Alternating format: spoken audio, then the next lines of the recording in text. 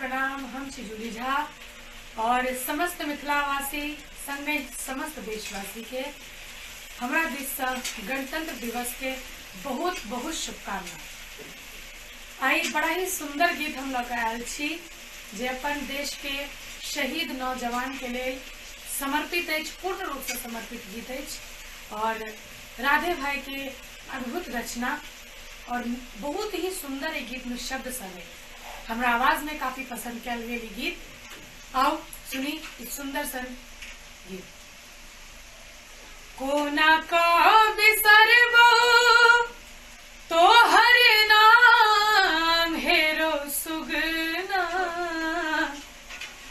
कोना का बिसरबो तो हर नाम हेरो सुगना, अमर तोहर बलिदान हेरो सुगना, अमर तोहर बलिदान हेरो सुगना, कोना को बिसरबो तोहर नाम हेरो सुगना, कोना को बिसरबो तोहर नाम हेरो सुगना, अमर तोहर बलिदान हेरो सुगना, अमर तोहर बलिदान हेरो सुगना।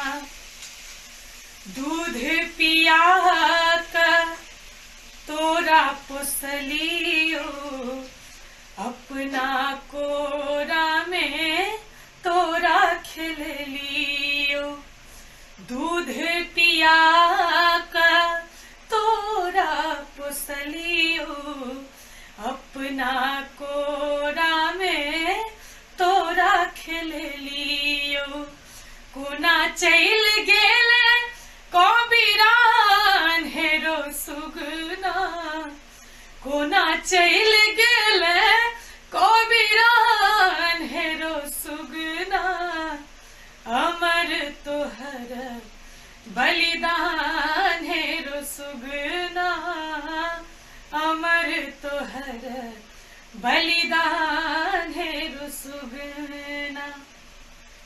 मातृभूमि रक्षा खातिर तोरा पठलियो, दुश्मन के राज हम बुझियो ने पेलियो, मातृभूमि रक्षा खातिर तोरा पठलियो, दुश्मन के राज हम बुझियो ने पेलियो, माई माई सुनते कोना कान हेरो सुगना, माई माई सुनते कोना कान हेरो सुगना, अमर तोहर बलिदान हेरो सुगना, अमर तोहर बलिदान हेरो सुगना।